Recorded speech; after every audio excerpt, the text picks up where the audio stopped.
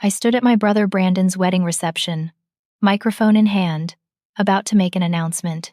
My father, Richard, sat at the head table looking smug after using my $30,000 in savings to pay for this lavish event without permission. He told me I wouldn't need it because women like me don't get married. But I had news that would change everything. I cleared my throat and began speaking, watching my father's face drain of color as I revealed the truth he never saw coming. 3 months before that moment, my life looked completely different. I was 32 years old, working as a senior accountant at Morrison & Associates, a mid-sized firm in downtown Seattle. I lived in a modest apartment in Capitol Hill, drove a reliable Honda Civic, and had spent the last 6 years building what I thought was a secure future for myself. My relationship with my father had always been complicated. Richard Thompson was a 58-year-old construction company owner who ran his business and his family with the same iron fist. Success meant everything to him, but his definition of success was narrow and outdated. For a woman, success meant marriage and children. For a man, it meant providing for a family, even if someone else was doing the actual providing. I had always been the disappointing child. Not because I failed at anything, but because I succeeded at the wrong things. I graduated summa cum laude from the University of Washington with a degree in accounting. I passed my CPA exam on the first try. I climbed the corporate ladder through sheer determination and competence. But none of that mattered to my father because I was still single. My brother Brandon, on the other hand, could do no wrong. At 28 years old, he had never held a job for more than 6 months. He dropped out of community college after 1 semester. He lived in a condo that our father paid for, drove a truck that our father leased, and spent his days doing God knows what. But in my father's eyes, Brandon was perfect simply because he existed as a man. The difference in how we were treated became painfully obvious after our mother died 4 years ago. Margaret Thompson had been the buffer between my father's harsh judgments and my sensitive heart. She always told me I was enough, that my accomplishments mattered, that I didn't need a man to validate my existence. When she lost her battle with ovarian cancer, I lost my protector and my biggest supporter. After her death, my father became crueler. He made constant comments about my appearance. I was a size 12, healthy and active, but he called me heavy. He criticized my haircuts, my clothes, my lack of makeup. He told me I was too focused on my career, that I had become mannish and aggressive. He brought up my ex-boyfriend Derek constantly, reminding me that Derek had left me 3 years ago for a 24-year-old dental hygienist named Amber. I had been saving money for 6 years, keeping it in a joint savings account that my father and I had opened when I was 18. Back then, I was heading to college, and he insisted on being on the account in case I needed help with emergencies. I never changed it because I never thought I needed to. My father was many things, but I never imagined he would steal from me. Then Brandon dropped his bombshell. At a family dinner one Sunday evening, he announced his engagement to Christine Bartlett, a 26-year-old nurse he had been dating for only 8 months. My father nearly fell over himself with joy. He hugged Brandon, tears in his eyes, talking about grandchildren and legacy and finally having something to celebrate. I congratulated them, genuinely happy for Brandon despite our complicated relationship. Christine seemed sweet, if a bit quiet. She worked at Swedish Medical Center on the cardiac floor, pulling long shifts and dealing with life and death situations daily. She was exactly the kind of hardworking, grounded person I hoped would be good for my brother. But then the wedding planning began, and it quickly spiraled into something excessive. My father immediately took control, insisting on booking the Rainier Club, one of the most prestigious and expensive venues in Seattle. He wanted a 5-course meal, a live band, flowers flown in from California, a photographer who had shot celebrity weddings. The budget kept climbing. 200 guests, open bar all night, a honeymoon in Maui for 2 weeks. I asked Brandon privately how he planned to pay for any of this. He just shrugged and said Dad was taking care of it. I felt uneasy but said nothing. It wasn't my business how my father spent his money, except it became my business when I checked my bank account on a Tuesday morning in late September and saw a balance of $312.47. My heart stopped. I logged out and logged back in, thinking it was a technical error, but the number remained the same. My $30,000 was gone. I called the bank immediately, hands shaking. The customer service representative pulled up my account and confirmed that a transfer had been made 5 days earlier. $30,000 moved from savings to checking, then immediately transferred out to another account. The authorization had come from the joint account holder. My father. I sat in my car in the parking garage of my office building, unable to move. $30,000. 6 years of careful saving.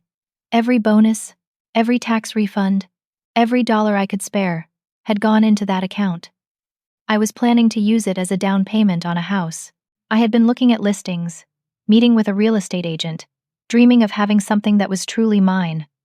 I drove to my father's house in Bellevue. My vision blurred with tears. He was in his garage, working on some woodworking project covered in sawdust. When he saw me, he didn't even look guilty. I asked him where my money was. He put down his sander and looked at me with cold eyes. He said he used it to pay for Brandon's wedding. The venue required a deposit of $15,000. The catering was another $8,000 up front. He needed to secure the band, the photographer, pay for the honeymoon package. It all added up. I asked him how he could do that without even asking me. His response destroyed me. He said I wouldn't need that money. Women like me don't get married. Brandon deserved this wedding, this celebration, this investment in his future. He was giving my father grandchildren someday. What was I giving him? Spreadsheets? Tax returns? He said I should be grateful he was using my money for something meaningful instead of letting it sit there supporting my pathetic fantasy of playing house alone. I couldn't speak. I couldn't breathe. I just stood there, staring at this man who was supposed to love me, who was supposed to protect me, who had just stolen my future and insulted me in the same breath. He went back to his woodworking like the conversation was over. I walked out of that garage and sat in my car for an hour, sobbing so hard I thought I might be sick. When I finally drove home, I knew something fundamental had broken between us, but I had no idea how much worse things were about to get. The next morning, I called in sick to work and went to see a lawyer. I found Patricia Hernandez through an online search, a family law attorney with good reviews who offered free initial consultations. Her office was small but professional, located in a building near Pike Place Market. Patricia listened to my story with a sympathetic expression, taking notes on a yellow legal pad. When I finished, she leaned back in her chair and delivered the news I was dreading. Because it was a joint account, my father had legal access to those funds. Technically, he hadn't committed theft in the eyes of the law. Morally reprehensible? Legally actionable? Much more complicated. She explained that I could sue him in civil court for the return of the funds, but I would need to prove that there was an understanding or agreement that the money was solely mine. That would be difficult. The lawsuit could take 6 to 12 months, and legal fees could run between $5,000 and $10,000. Even if I won, collecting the judgment could be another battle entirely. I left her office feeling hopeless. I had been betrayed by my own father, and there was essentially nothing I could do about it. The unfairness of it crushed me, but I wasn't ready to let it go. 2 days later, I showed up at another family dinner, this one at a restaurant called Canlis, an upscale spot overlooking Lake Union. My father had arranged it to celebrate the engagement with extended family. Brandon and Christine were there, along with my father's sister, Aunt Susan, and a few cousins. I waited until everyone had ordered, until the initial pleasantries were done, and then I asked my father directly, in front of everyone, why he stole $30,000 from me.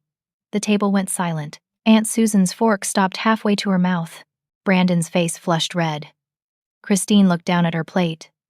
My father didn't even flinch. He said he didn't steal anything. He used funds from a joint account for a family celebration. If I had a problem with that, maybe I should have been more responsible about managing my accounts. I felt the familiar sting of his manipulation, the way he could twist any situation to make me the problem. But I pushed forward. I told everyone at the table exactly what he said to me in his garage, that I wouldn't need the money because women like me don't get married. That Brandon deserved it more than I did. Brandon slammed his hand on the table.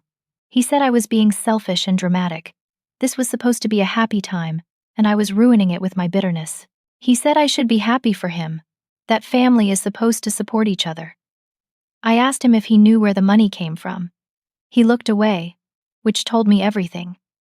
He knew Dad had taken my savings, and he didn't care. Christine spoke up for the first time, her voice quiet.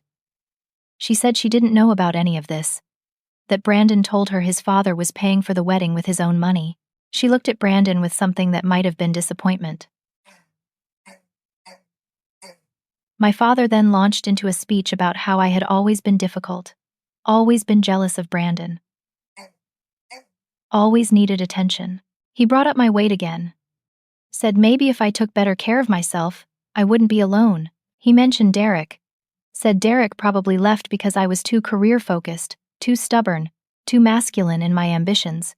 He said I was proving his point right now by being hysterical over money that would have just sat in an account anyway.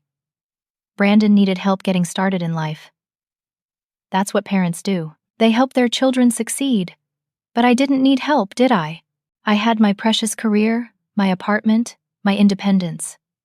What I didn't have was a family of my own, and whose fault was that? I stood up from the table, shaking with rage and hurt. I told him he was a thief and a bully. I told Brandon he was a spoiled child who had never worked for anything in his life. I grabbed my purse and walked out of the restaurant, leaving them all sitting there in stunned silence. Over the next week, I received a series of texts from Brandon. He called me selfish, bitter, jealous, and pathetic. He said I was trying to ruin the happiest time of his life because I couldn't stand to see him happy. He told me not to bother coming to the wedding, that I wasn't welcome. I didn't respond to any of his messages.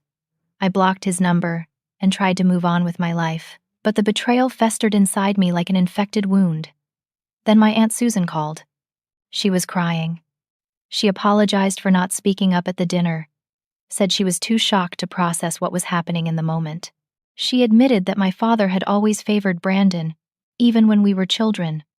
She remembered him dismissing my achievements and celebrating Brandon's mediocrity. She said she had enabled it by staying silent, and she was sorry. Her apology meant something, but it didn't fix anything. I thanked her and told her I needed space from the whole family. A few days later, my best friend and co-worker, Maya Chen, suggested something that hadn't occurred to me. She asked if I had ever checked my credit report. She said if my father was willing to steal $30,000 from a joint account, he might have done other things without my knowledge. I felt sick to my stomach. I pulled my credit report that night, something I hadn't done in over a year. What I found made me want to scream. There were 2 credit cards I had never opened. One from Capital Financial with a balance of $8,700. Another from Prestige Card Services with a balance of $6,200. Both were maxed out. Both had been opened 3 years ago. Both showed my name, my social security number, my address. The payment history showed consistent late payments, and eventually, the accounts being sent to collections. My credit score, which had been 742 the last time I checked, was now 591. I had been destroyed financially, and I never even knew it. This wasn't just theft. This was identity fraud. This was a crime. My father hadn't just taken my savings. He had stolen my identity, ruined my credit, and sabotaged my financial future. The down payment for a house was gone, and now, even if I somehow got that money back, I couldn't qualify for a mortgage anyway. I sat on my bathroom floor and cried until I had no tears left. Then I got up, washed my face, and made a decision. I wasn't going to be a victim anymore. I was going to fight back. The next morning, I went to the police station and filed a report for identity theft. The officer who took my statement was Detective Marcus Cole. A middle-aged man with kind eyes and a patient demeanor. He listened carefully as I explained the situation, showed him the credit reports, the account statements, the evidence of cards I never opened. He told me that identity theft cases involving family members were always complicated. Many victims chose not to press charges because of the personal relationships involved. But if I wanted to move forward, he would open an investigation. He warned me it could take months, that the process was slow, and that my father could face criminal charges including fraud and identity theft, which were felonies. I hesitated for only a moment. Then I told him to proceed with the investigation. Detective Cole nodded and said he would be in touch. Over the next few weeks, I threw myself into work. I took on extra clients, stayed late at the office, volunteered for projects nobody else wanted. I needed the distraction. and I needed to rebuild my sense of competence and control. Numbers made sense. Spreadsheets followed logic. Tax codes had rules. My work life was ordered and predictable in a way my personal life had never been. One of my new clients was Helen Westfield, a 65-year-old widow who was selling her late husband's commercial real estate investment firm. She needed someone to audit the books, organize the financial records, and help facilitate the sale. It was a massive project, easily 2 months of intensive work. Helen was elegant and sharp, with silver hair cut in a sleek bob and a wardrobe of tailored suits. She had been married to Robert Westfield for 42 years before he died suddenly of a heart attack 6 months earlier. She was selling the business because she wanted to travel, to live the life they had always planned but never got around to starting. We met twice a week at her downtown office, going through decades of financial records. During our long sessions, we talked about more than just numbers. Helen asked about my life, my goals, my dreams. I found myself opening up to her in a way I hadn't with anyone except Maya. One afternoon, after a particularly frustrating discovery of disorganized records from the 1990s, I broke down. I told Helen everything about my father, the stolen money, the identity theft, the years of criticism and favoritism. I apologized for being unprofessional, for bringing my personal problems into a client relationship. Helen handed me a tissue and told me to stop apologizing. Then she shared her own story. When her father died 30 years ago, he left his entire estate to her brother, despite Helen being the one who had cared for him during his final illness. Her father believed women didn't need inheritances because they would be taken care of by husbands. Helen had to fight her brother in court for 3 years to get her fair share. She eventually won, but the family never recovered. Her brother didn't speak to her for the rest of his life. She told me that standing up for yourself always comes with a cost, but the cost of not standing up is even higher. She said I deserved better than what my family had given me, and that I should never accept cruelty in the name of loyalty. Her words settled into my heart like medicine. Here was a woman who had survived loss, betrayal, and triumph. She understood what I was going through in a way my own family never would. Then, about 2 months before Brandon's wedding, something unexpected happened. Helen and I were meeting at a coffee shop near her office, reviewing final documents for the business sale. She had found a buyer, a commercial real estate group from California, and the deal was nearly complete. She stirred her coffee thoughtfully and then asked me what my long-term career goals were. Hello, I'm delighted to assist you with our voice services. Choose a voice that resonates with you, and let's begin our creative audio journey together. But none of them felt right. Then she looked at me and said, "What about you?" I nearly choked on my coffee. She was offering me a partnership. She explained the structure. Starting salary of $120,000 annually. Nearly double what I was making at Morrison & Associates. Profit sharing based on client acquisition and retention. An assigning bonus of $50,000 to help with relocation costs and getting established. I couldn't believe what I was hearing. This was the opportunity of a lifetime. This was the career breakthrough I had dreamed about but never expected so soon. But there was a timeline. Helen needed an answer within 3 weeks. She was finalizing the business structure, setting up the new entity, and hiring staff. If I was interested, she needed to know so she could plan accordingly. 3 weeks. That would put my decision right around the time of Brandon's wedding. I told Helen I needed a few days to think about it, but in my heart, I already knew my answer. This was my way out. This was my chance to build something new, to align myself with someone who valued me, to step into a future that had nothing to do with my toxic family. 3 days later, I went to Helen's office and accepted the position. We signed the contract that afternoon. The signing bonus was wired to my new bank account, one I had opened at a completely different institution with only my name on it. The very next morning, for the first time in months, I felt powerful. I felt valued. I felt like maybe, just maybe, things were going to be okay. I started my new position at Westfield Investment Partners 2 weeks before Brandon's wedding. The office was smaller than Morrison & Associates, just Helen, myself, an administrative assistant named Grace, and a financial analyst named Thomas. But the work was challenging and rewarding. I was learning about investment strategies, portfolio management, client relations. Helen was an excellent teacher, patient but demanding. My life was genuinely improving. I had a career I was excited about, a mentor who believed in me, and enough money in my account to start rebuilding my emergency fund. I was even sleeping better at night. Then my father called. It was a Thursday evening, and I was at home making dinner when my phone rang. I almost didn't answer, but curiosity got the better of me. His voice was softer than usual. He said he missed me. He said the family wasn't complete without me, and he wanted me at Brandon's wedding. He asked if we could meet to talk things through, maybe over coffee. I was suspicious, but part of me still wanted reconciliation. Despite everything, he was still my father. I agreed to meet him the next day at a Starbucks near his house. He was already there when I arrived, sitting in a corner booth with a black coffee. He looked older than I remembered, more tired. For a moment, I felt a pang of sympathy. We made awkward small talk for a few minutes. Then he launched into what I realized was a prepared speech. He said he had been thinking about our argument, and he may have overreacted.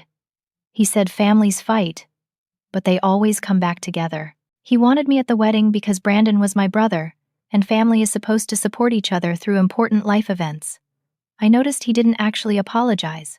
He didn't acknowledge stealing my money. He didn't take responsibility for the credit cards. He just said he may have overreacted.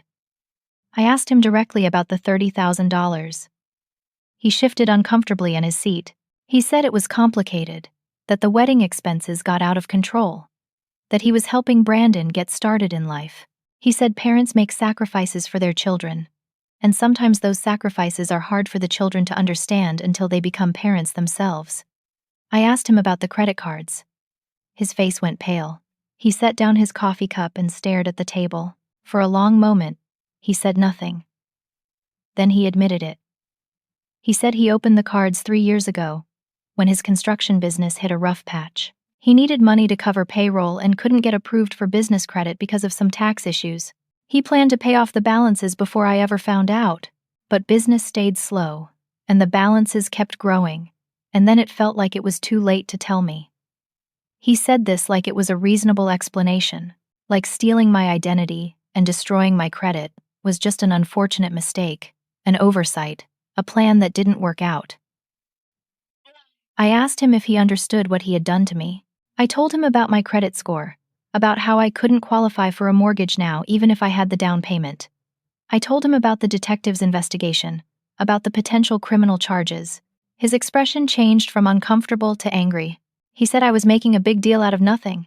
He said I was blowing this out of proportion, that families help each other, and I was treating him like a criminal over some debt that he fully intended to pay back eventually. I told him that eventually wasn't good enough. I told him that his intentions didn't erase the damage he caused. I told him that what he did was illegal and wrong, and that I wasn't going to pretend otherwise just to keep the peace. He stood up, his chair scraping loudly against the floor. He said if I didn't drop the police investigation immediately, I was dead to him. He said I was making a choice right now, and I needed to think very carefully about whether I wanted to be part of this family or not. I stood up too. I told him I wasn't the one who made this choice. He made it when he stole from me, when he insulted me, when he treated me like I was worthless my entire life. I told him I was done begging for scraps of his approval. He stormed out of the coffee shop, leaving me standing there shaking with adrenaline. Several other customers were staring. I sat back down and finished my coffee, refusing to cry in public. That night, Brandon called me. He was screaming before I even said hello. He said I was trying to ruin his wedding, that I was a selfish, vindictive person who couldn't stand to see anyone else happy. He said if I didn't drop the investigation and apologize to Dad, he never wanted to speak to me again. I hung up on him mid-sentence and blocked his number. I was done with both of them. But 2 days later, something unexpected happened. I received a text from an unknown number. It said, "This is Christine. Can we talk? Please don't tell Brandon. We agreed to meet at a park in Redmond, away from anywhere either of our families would be." It was a gray, drizzly afternoon, typical for Seattle in November. Christine was waiting for me at a picnic table under a covered shelter, wearing scrubs from her shift at the hospital. She looked exhausted and stressed. We made awkward small talk for a moment, and then she told me why she wanted to meet. She said she had been having serious doubts about marrying Brandon. At first, she thought it was just normal pre-wedding jitters. But the doubts kept growing, especially after that dinner at Canlis where I confronted my father. She said she started paying more attention to Brandon's behavior, his relationship with his father, his attitude about work and money. She asked him directly about his job situation. He told her he was consulting for his father's construction company, helping with project management and client relations. But Christine's brother worked in construction, and when she casually mentioned Brandon's work to him, he asked questions that Brandon couldn't answer. She started to suspect Brandon was lying. She did some investigating. She found betting slips in his car for online sports gambling. She found bank statements that showed regular deposits from our father's account, but no income from any employer. She confronted Brandon, and he admitted he didn't actually have a job. He had been gambling online, sometimes winning, usually losing, and our father had been covering his expenses. Christine also learned that the wedding cost far more than Brandon had told her. He said his father was contributing $10,000 as a gift. She learned from overheard conversations that the total cost was closer to $70,000. Almost all of it coming from Richard. Then she asked me directly, was it true that my father had stolen $30,000 from me to pay for the wedding? I confirmed everything. I showed her my bank statements, the credit report, the police report number. I told her the whole story. Christine put her head in her hands and cried. She said she felt trapped. The wedding was in 3 weeks. 200 people had been invited. Her family had traveled from Oregon. The deposits were non-refundable. She didn't know how to get out of it without causing a massive scene and humiliating herself and her family. I told her she didn't owe Brandon or my father anything. I told her that embarrassment was temporary, but a bad marriage could last a lifetime. I told her she deserved better than to be tied to a man who lied to her and a family that operated like this. She wiped her eyes and said she didn't know what to do. She wasn't sure she was strong enough to call off the wedding. I didn't push her. I just told her that whatever she decided, I supported her, and she shouldn't let anyone make her feel guilty for protecting herself. But I had a feeling that Brandon's perfect wedding was about to become very imperfect. Over the next 10 days, Christine and I met 3 more times in secret. We were careful, always choosing locations where Brandon's friends or family wouldn't see us. She needed someone to talk to, someone who wouldn't judge her or pressure her into staying in a situation that felt increasingly wrong. Each time we met, Christine revealed more disturbing information. Brandon had been pressuring her to quit her nursing job immediately after the wedding. He told her he wanted a traditional wife, someone who would stay home and eventually take care of their children. Never mind that they had no savings, no realistic income, and no plan for how they would live without her salary. When Christine pushed back, saying she loved her job and wasn't ready to quit, Brandon told her that a good wife supports her husband's vision for their family. He said he felt emasculated by her working while he wasn't, that it made him look weak. Christine also discovered that my father had made promises to Brandon about financial support. Richard told Brandon he would give them $2,000 a month for the first year of marriage to help them get established. Brandon was planning their entire budget around this promise, expecting his father to subsidize their lives indefinitely. But the most disturbing revelation came during our 3rd meeting. Christine told me that at family gatherings she had attended over the past few months, Brandon and my father regularly made cruel jokes about me. They mocked my appearance, calling me names. They laughed about my single status, saying I was too uptight and too aggressive to ever attract a man. They made fun of my career, saying I was trying to be something I wasn't. My father encouraged this behavior. He would tell stories about me as a child, twisting them to make me sound difficult and strange. He painted a picture of me as the family problem, the one who caused drama and refused to get along. Christine said she never joined in, but she also never defended me.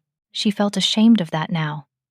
She said she was starting to see that if they talked about me this way, what would they say about her once the novelty of the marriage wore off? I told her she was waking up to the truth of who these people were. I told her it wasn't too late to change course. Meanwhile, Detective Cole contacted me with an update on the investigation. The credit card companies had provided records showing that the accounts were opened using my social security number and personal information. The IP address traced back to my father's home computer. There was clear evidence of fraud. The detective said they had enough to press charges if I wanted to move forward. My father could face felony charges for identity theft and fraud, which carried potential prison time and significant fines. I told Detective Cole I needed a few more days to decide. Part of me wanted justice, wanted to see my father face consequences for what he did. But another part of me was terrified of the fallout, of being the person who sent her own father to prison. Detective Cole was understanding. He said these decisions were never easy, and I should take the time I needed. But he also reminded me that what my father did was serious, and that without consequences, he would likely continue this behavior with other people. I promised I would give him an answer soon. I just needed to get through the wedding first.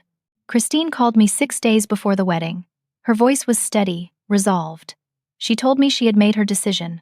She was going to go through with the ceremony. I started to protest, but she cut me off. She explained her reasoning. Calling off the wedding now would cause enormous embarrassment and financial loss for her own family. Her parents had paid for her dress, contributed to the flowers, arranged travel for dozens of relatives.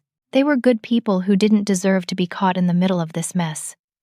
But Christine wasn't planning to stay married. She had already consulted a lawyer about annulment. Specifically, she wanted me at the wedding, and she wanted me to speak the truth during the reception. She had a plan, but she needed my cooperation. I asked her if she was sure. Public confrontations were messy and painful, and there was no taking it back once it happened. She said she was absolutely sure. She said she had spent too much of her life being polite and accommodating. She was done with that version of herself. We spent the next hour planning exactly what would happen. Christine would give her own speech first, revealing what she had learned about Brandon's lies. Then I would speak, sharing the financial theft and the identity fraud. Together, we would dismantle the carefully constructed image my father and brother had built. It was risky. It was bold. It was probably going to be the most uncomfortable moment of my life, but it also felt right. For once, I wasn't going to stay silent. For once, I was going to stand up and demand accountability. I agreed to Christine's plan. We synchronized our stories, made sure we had documentation ready if anyone challenged us, and prepared ourselves for the chaos that would follow. The night before the wedding, I barely slept. I kept rehearsing what I would say, how I would say it, anticipating the reactions. Part of me wanted to back out, to just stay home and avoid the drama, but I thought about all the years of criticism, the stolen money, the destroyed credit, the casual cruelty.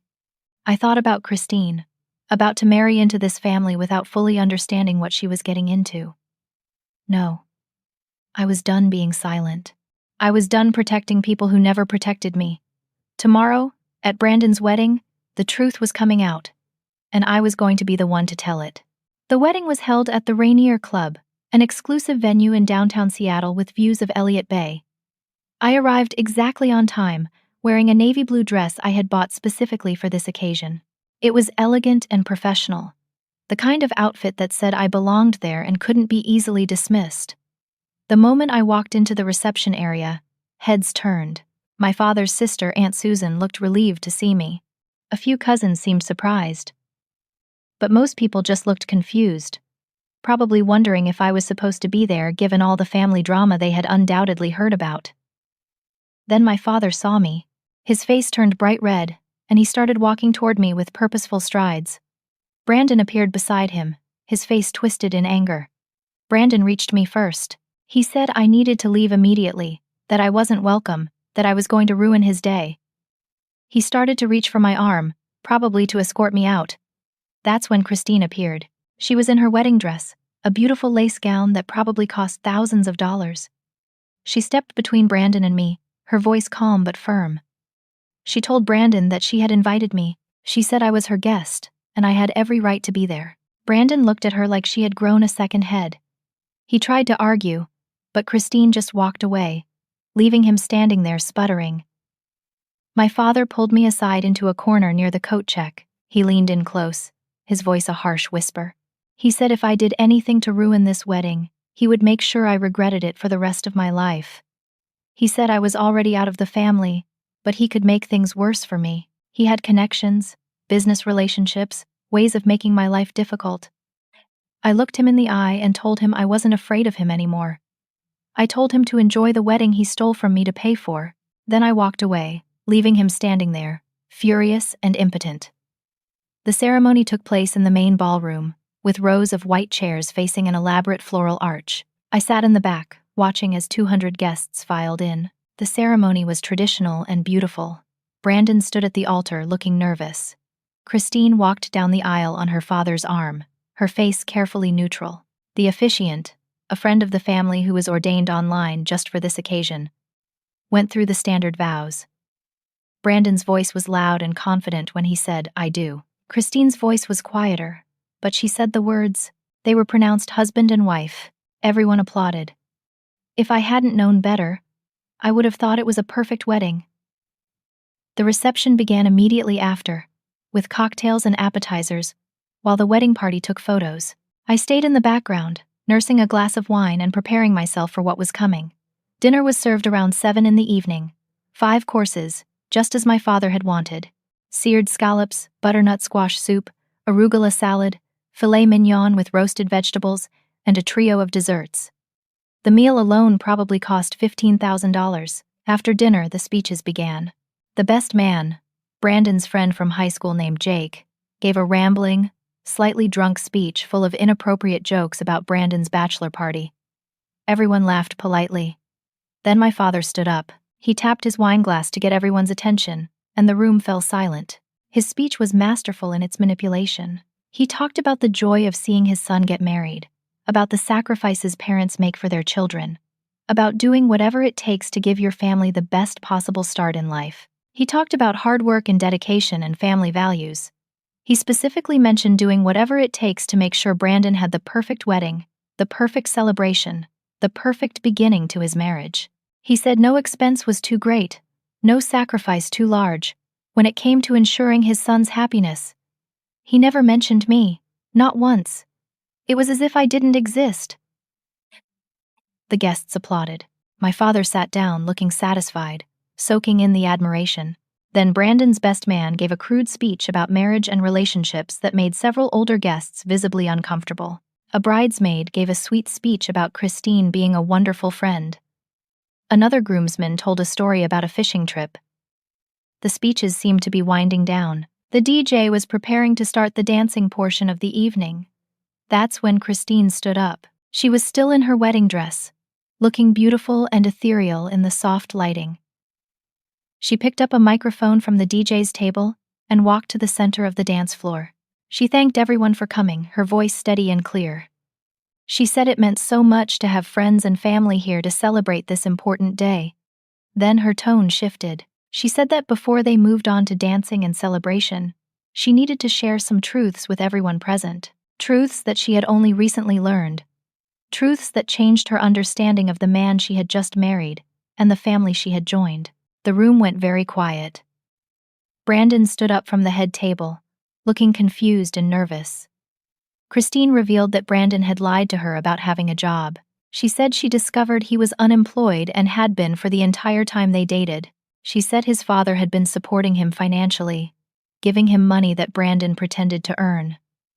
She talked about the gambling, about the betting slips and online accounts she found.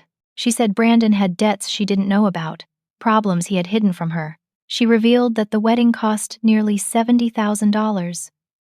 Not the $10,000 that Brandon told her his father was contributing. She said the entire wedding was paid for by Richard and that Brandon had no ability to support himself, let alone a family. People were gasping. Family members were whispering to each other. Brandon tried to interrupt, walking toward Christine, but she held up her hand to stop him. She said she had learned that this family had serious issues with honesty and respect. She said she had been lied to, manipulated, and pulled into a situation she never fully understood. She thanked people again for coming, but she wanted them to know the truth about what they were celebrating. Then she looked directly at me and said, "I want to thank Jasmine specifically for opening my eyes to the truth. She told me things I needed to know, things this family tried to hide from me." Brandon reached Christine and tried to grab the microphone. She pulled away from him. He started yelling at her, calling her names, asking what she thought she was doing. My father jumped up, his face purple with rage. He started yelling at Christine, calling her ungrateful and dramatic, saying she was ruining everything. The room erupted into chaos. Some guests were standing, trying to see what was happening. Others looked horrified. A few were already gathering their things to leave. I stood up. My hands were shaking, but my voice was steady when I called out, asking for the microphone. Christine walked over to me and handed it to me. Brandon tried to follow her, but several groomsmen held him back. He was screaming at me, his face red and twisted with anger. I walked to the center of the room, everyone's eyes on me. I saw my father standing at the head table, looking like he wanted to kill me. I saw Aunt Susan with tears in her eyes. I saw cousins and family friends I had known my whole life, all staring at me with various expressions of shock and confusion. I took a deep breath and began speaking. I explained calmly and clearly what my father had done. I told them about the joint savings account, about the $30,000 that disappeared without my knowledge or permission. I told them that my father used my money to pay for this wedding, to create this spectacle, to make himself look like a generous patriarch. I told them what he said to me when I confronted him, that I wouldn't need the money because women like me don't get married, that Brandon deserved it more than I did because he would give my father grandchildren. I pulled out my phone and connected it to the venue's projection system, something Christine had arranged with the AV person earlier in the day. I showed them my bank statements, the date of the transfer, the amount, the account it went to, which belonged to the Rainier Club. People were gasping. My father tried to defend himself, yelling that the money was in a joint account, that he had every legal right to use it, but the guests weren't looking at the legality, they were looking at the morality. They were seeing a father who stole from his daughter to fund his son's wedding. But I wasn't done. I brought up the credit cards. I showed the credit report. The accounts opened in my name without my knowledge or permission. I explained how my father had committed identity theft, had destroyed my credit, had stolen my financial future for his own benefit. I showed them the police report number. I told them there was an active criminal investigation. The room was completely silent now, except for a few people crying. Aunt Susan had her hand over her mouth, tears streaming down her face. Then I delivered the final piece. I told them about my new job, about Helen Westfield and Westfield Investment Partners, about the junior partnership, the salary of $120,000, the signing bonus of $50,000. I said I didn't need my father's approval. I didn't need a wedding to prove my worth. I didn't need a man to validate my existence. I had built a successful career through my own hard work and talent. I had created a life I was proud of, despite my family's constant criticism and sabotage. I looked directly at my father and said this: "You told me women like me don't get married, that it'd never be anything more than a lonely career woman pushing papers. You used my money to create this fantasy for Brandon, this illusion of success and promise. But the truth is, I'm more successful than Brandon has ever been, or will ever be. I don't need you. I don't need your approval, and I certainly don't need your permission to live my life." My father lunged toward me. Two of my cousins caught him and held him back. He was screaming at me, calling me names I won't repeat, his face contorted with rage. Brandon broke free from the groomsmen and came at me. He got close enough to shove me, hard. I stumbled backward but didn't fall. Security guards appeared, finally doing their jobs, and pulled Brandon away. Christine was crying, but she was also smiling. She walked over to me and hugged me. Then she took off her wedding rings and placed them on a nearby table. She said clearly, so everyone could hear, that she was done with this family and this marriage. She walked out of the ballroom, still in her wedding dress. I followed her. As we left, we could hear my father and Brandon yelling, guests arguing, the DJ awkwardly trying to restore order. We walked outside into the cool Seattle night. Christine was shaking, but she was laughing too. She said she couldn't believe we actually did it. I told her I couldn't believe it either. We sat on a bench outside the venue and just breathed. Inside, the wedding we had just destroyed continued to fall apart. But out here, under the stars, we were free. The immediate aftermath of the wedding was exactly as chaotic as you would expect. Within an hour, videos of the confrontation were all over social media. Someone had recorded Christine's speech and my revelations on their phone. By morning, it had been shared hundreds of times within our extended family and social circles. My father tried to do damage control, calling relatives and friends to give his version of events. He claimed I was mentally unstable, that I had always been jealous of Brandon, that I had sabotaged the wedding out of spite. But the evidence I had shown was public now, and people could see the truth for themselves. Brandon and Christine's marriage lasted exactly 13 days. Christine filed for annulment, citing fraud and misrepresentation. And because they had never actually lived together or consummated the marriage during those 2 weeks, and that she agreed to go to Maui while filing paperwork, it was granted without opposition. Brandon was too humiliated to fight it.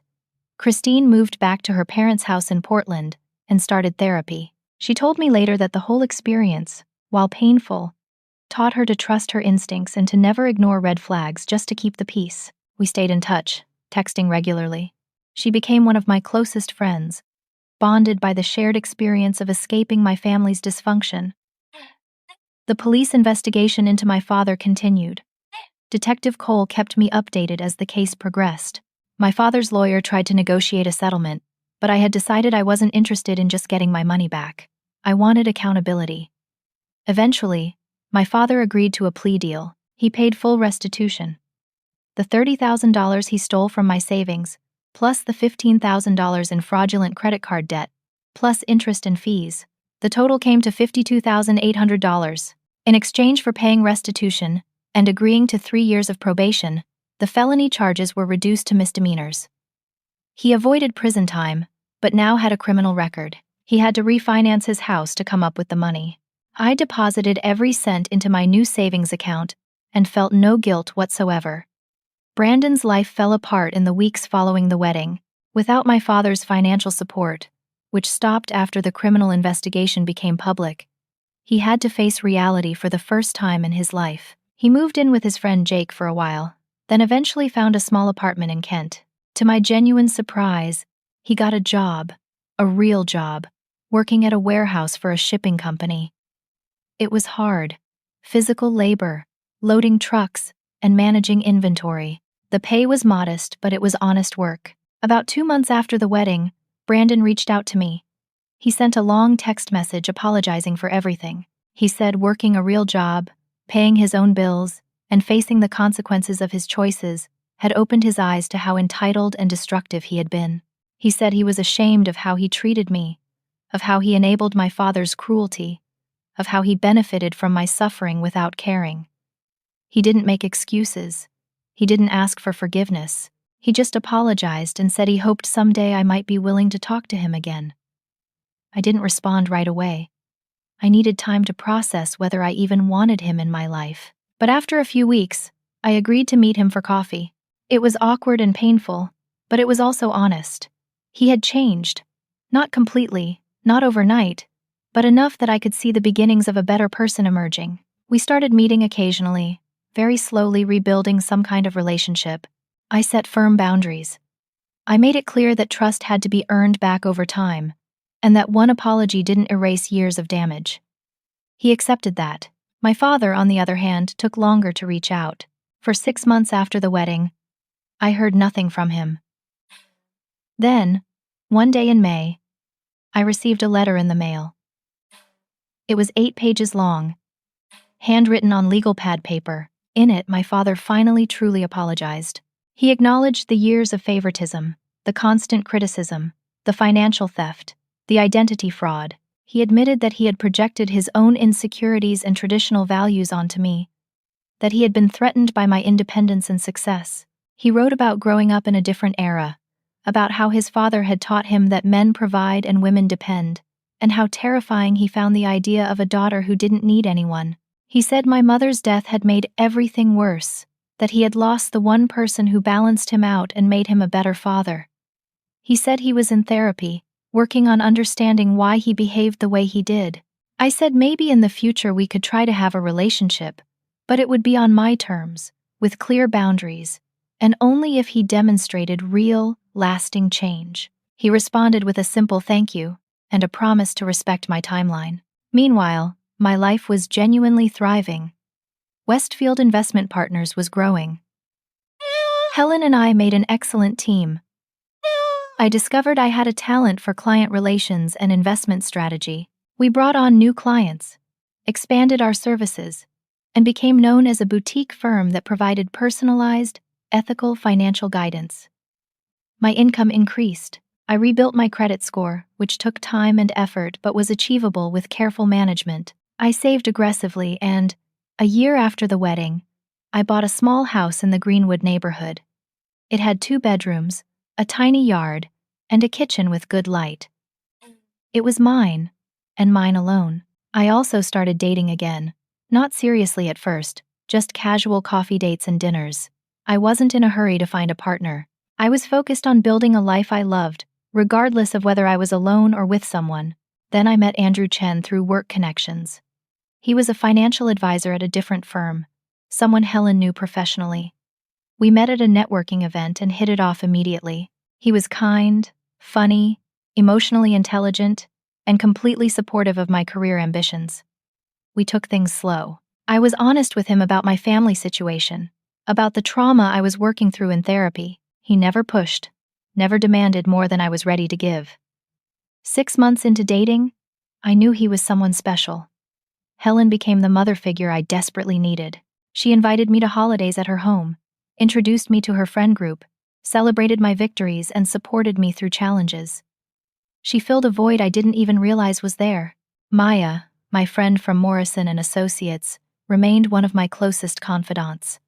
We still had weekly dinners where we talked about everything from work stress to relationship drama to our dreams for the future. Christine stayed in my life too. She went back to school and became a nurse practitioner, focusing on women's health. She dated casually but wasn't in a rush to remarry. We talked often about how that disastrous wedding had actually been the catalyst for both of us building better lives. Aunt Susan completely cut ties with my father after the wedding. She reached out to me regularly, apologizing for years of silence and complicity. We developed a real relationship, one where she showed up for me in ways my father never did. I never went back to Morrison and Associates. My new career path was exactly where I needed to be. Now, 3 years after that wedding, I look back on that night as the turning point in my life. Not because it was easy or pleasant, but because it was the moment I finally chose myself. I spent so many years seeking my father's approval, trying to prove I was worthy of love and respect. I achieved success after success, thinking each accomplishment would finally make him see me, value me, be proud of me. But it never worked because the problem was never me. The problem was his inability to see worth in anything that didn't fit his narrow worldview. I used to think family loyalty meant accepting whatever treatment they gave you, that blood was thicker than water, that you had to forgive and forget because that's what families do. But I learned that's not loyalty, that's enabling, that's self-destruction. Real family, real love, doesn't require you to diminish yourself. It doesn't ask you to accept cruelty for the sake of keeping peace. It doesn't steal from you and then tell you you're selfish for wanting justice. I learned that walking away from toxicity, even when it's family, isn't giving up. It's choosing yourself. It's recognizing that you deserve better. It's understanding that some relationships are so damaged, so poisonous, that the healthiest thing you can do is create distance. My father told me I would never need that money because I would never get married. As if marriage was the only measure of a woman's worth. As if a wedding was the pinnacle of female achievement. He was wrong about so many things, but mostly he was wrong about what matters. I don't need marriage to validate my existence. I don't need a man to prove I'm worthy. I don't need my father's approval to know I'm enough. I already am enough. I always was. That realization, that deep, bone-level understanding of my own worth, is more valuable than any amount of money he could ever take from me. It's the foundation of the life I've built, the relationships I've cultivated, the peace I've found. Today, I live in a house I own, doing work I love, surrounded by people who genuinely care about me. I'm in a healthy relationship with someone who respects and supports me. I have financial security I built myself. I have boundaries that protect my well-being.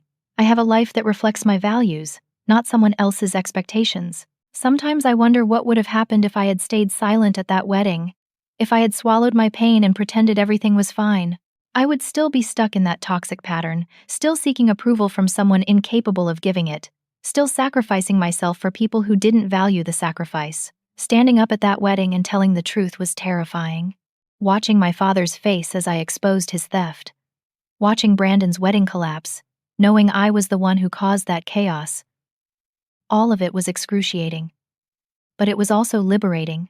It was the moment I stopped being a victim and became someone who demanded accountability. I'm not going to pretend the relationship with my father is healed. It's not. We have limited contact, carefully managed boundaries, and a long way to go before I could call it healthy. Maybe we'll get there someday. Maybe we won't, but that's okay because my happiness doesn't depend on his redemption. Brandon and I have rebuilt something resembling a sibling relationship. It's different now. More honest. Less burdened by our father's favoritism. He works hard, takes responsibility for himself, and treats me with respect. That's enough for now. The life lesson I carry from all of this is simple but profound. You teach people how to treat you. For years, I accepted terrible treatment because I didn't think I deserved better. I tolerated disrespect because I was afraid of losing the relationship. I sacrificed my needs because I thought that's what love required. But real love, real respect, doesn't work that way. It's reciprocal.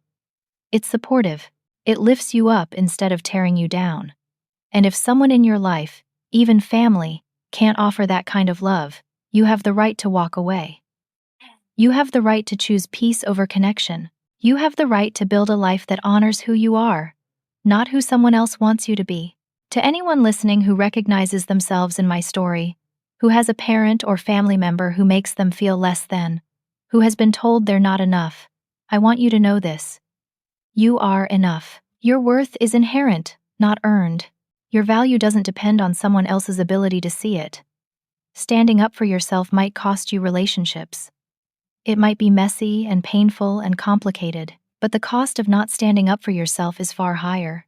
It's your self-respect, your peace of mind, your ability to build the life you deserve. 3 years ago, I stood at my brother's wedding and told the truth. It destroyed that night, but it saved my life. And given the choice, I would do it again in a heartbeat.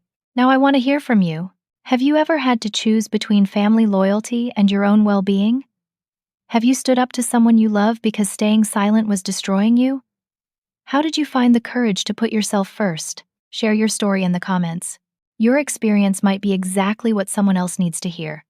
If this story resonated with you, please hit that like button and subscribe to this channel. Share this video with someone who might need to hear it. Sometimes knowing you're not alone in your struggle makes all the difference. Thank you so much for listening to my story. I hope it brought you comfort, or courage, or at least the understanding that you're not alone in navigating complicated family relationships. Remember, choosing yourself isn't selfish. It's survival. It's growth. It's the foundation of a life well lived. Take care of yourselves. Set those boundaries. And never forget that you are worthy of love and respect, exactly as you are.